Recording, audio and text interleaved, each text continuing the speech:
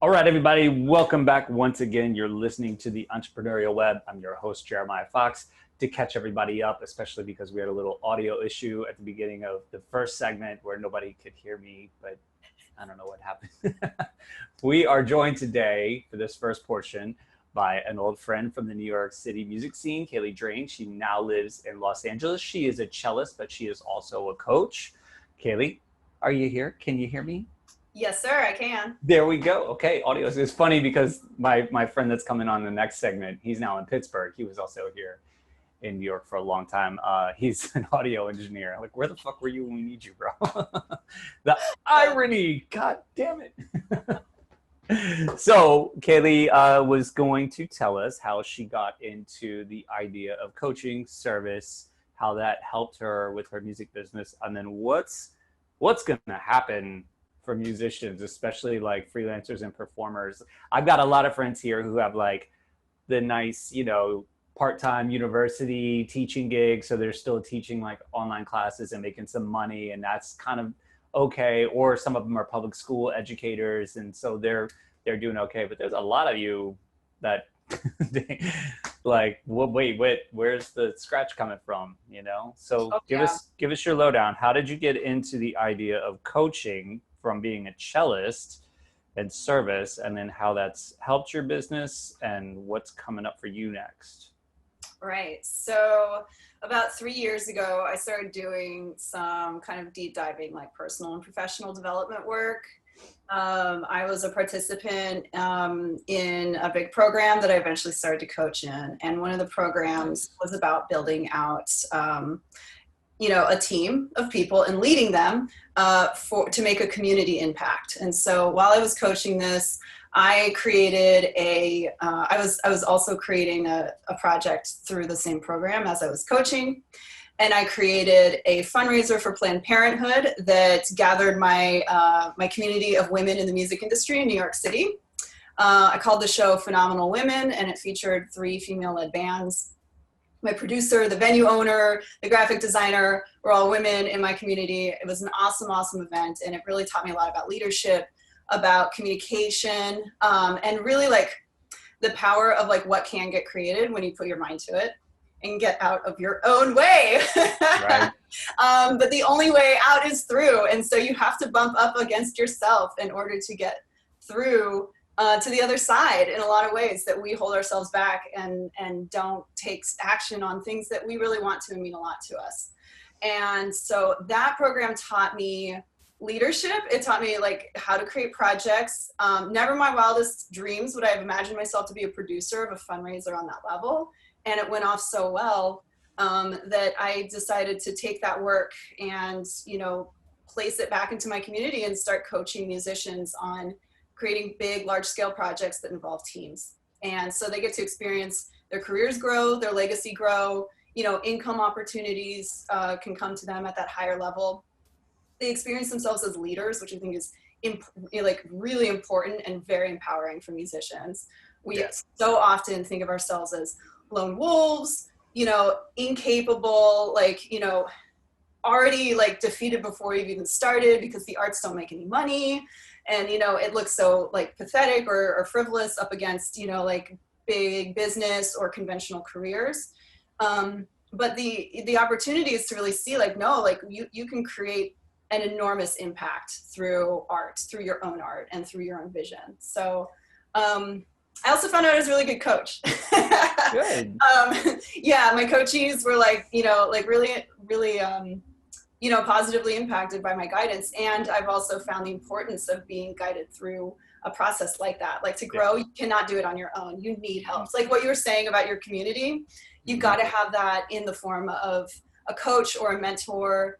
I mean, I've had up to like 3 coaches at the same time. Like I'm so into that work and so invested because it's like, at the very least, that coach will be your mirror. In fact, that's really the most important function. The coach should be your mirror and show you like, hey, like your ego is showing up again, your self-doubt is showing up again, and everybody hits it. Like in the growth process of like building out anything, people will hit up against their small selves that tell them Mm-hmm. like, no, stay comfortable. So, no slight against your friends in like the university gigs, but I kind of feel like sorry for them in a way, like, because it's a little more dangerous to be comfortable than to be really uncomfortable and be Mm-hmm. like, what do I do? And so like my forecast, as you asked, for musicians is this is a time to go inward and really, really look at what has been stopping you. What are your needs?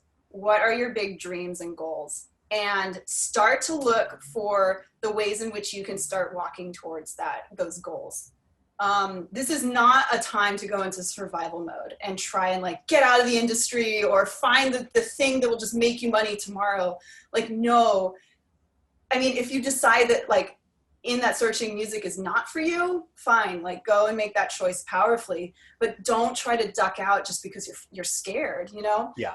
There is so much opportunity right now to build out your career in a way that looks totally different. I was just talking to a colleague yesterday who was, complaining because like 30% of her studio, so she's a private teacher, like just badass violinist. She's got a great like set of skills. And she's got this studio of parents that she paid, she taught by the hour. And like 30% of them just like disappeared. And she was so disempowered. And, she's like calling the parents, begging to get the kids the practice and all this stuff.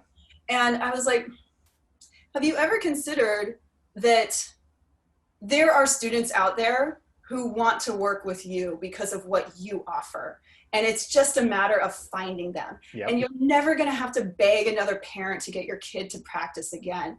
Like, start imagining that what you really want to show up in your life is exactly what you should pay attention to, so that you start to attract the business and the people, the clients, the collaborators, like in your artistic world too, right towards you. I mean, they'll just like zoom in because they know who you are and they know what you want to go for. But if you're just like, I have to survive, well, those are the kind of people you're going to find are the ones who are just trying to survive too.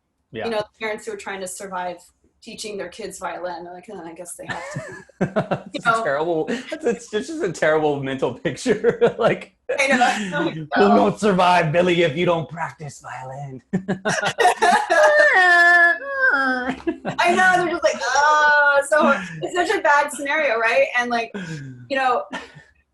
we think so often that like what we attract is just by chance. It's like, well, there was no one else available. It's like, no, yeah. you have to attract it, man. And that's like a very Gary Vee thing to say. And I kind of had that epiphany at a certain point too, where it's like, stop begging, like stop trying to convince people that are saying no, like just pivot. Like there's so many yeses out there. All the energy you were going to put into trying to convince somebody that's already a no, like it's probably not going to happen. A fraction of that energy I have found, if you just turn and put it towards yeses, it's like that life gets so much easier. It just gets so much easier. And you position yourself for more long-term, like just life, just sustainability that way. Yeah. That's something that just hit me kind of recently too. And when it did, I was like, sick to my stomach almost. I was like, it was hard to sleep that night. I just remember walking down the street and being like, God, I'm such an asshole. I just wasted so much time and I was so knuckleheaded. And one of the things that's constantly iterated in the martial arts, which is another reason why I think you should do jujitsu.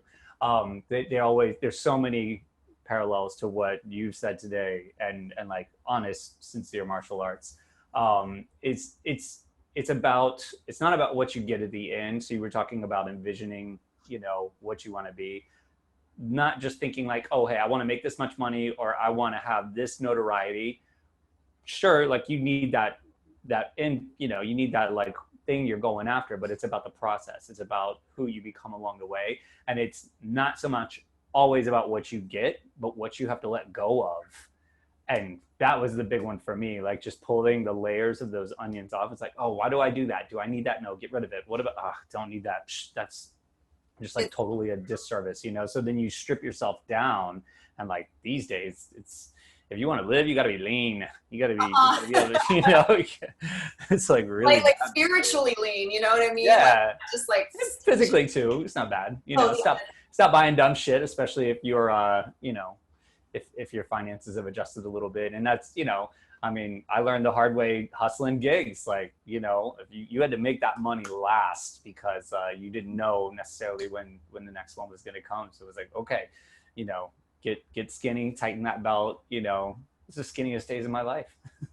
Yeah, I bet. I can imagine. Oh my gosh, I could go on for this. I'm so sad that we only have. Yeah, no, we'll do it again though. This is just the sprinkle. We're just getting everybody excited. So before we go, where can people find out information about your coaching, about your music? Yeah, absolutely. Give So them the lowdown. you can find me on all the sites: Facebook, Instagram, LinkedIn. Look up Caleigh Drane. On Instagram, I'm Caleigh Cello. Caleigh, just to make sure you spell it right. And my website, caleigdrane.com. I'm going to be flooding everything today, actually, with a announcement for a masterclass I'm holding tomorrow morning, 10 a.m. Pacific Standard Time, 1 p.m. Eastern Standard Time, on unleashing your creativity. So really starting to get in touch with those blocks that are getting in your way from having access to your creative streak, whether you're an artist or you're an entrepreneur, you're a creative person in general. It's an important vein of yourself to have access to. So that's happening tomorrow, and I'll have information on all the sites. You're going to post information on that, on like your Facebook and Yeah. Instagram and everything. Absolutely. Yeah. Nice. Mm-hmm. Any parting words you want to leave people with so they can fly away and make and do? Yes. Go. My words of wisdom: responsibility is the most empowering thing you can give yourself. When you are the creator of your own world is when you actually remember that you have access to anything you want. That's awesome. Fantastic. Yeah. Thank you so much for coming on. We will definitely do this again. I'll give you a proper hour next time. Yes. Okay, good. This is just the warm up. And we'll see if Mario can help us out with the audio next time, so we get that extra minute that we lost at the beginning. That'd be helpful. Yeah. Thanks for having me, Maya. Thank you so much. Take care. We'll be in touch. All right, everybody. We're going to take a break. When we come back, we're going to Pittsburgh, Pennsylvania with Mario Quintero. We'll be back in a few. You're listening to the Entrepreneurial Web.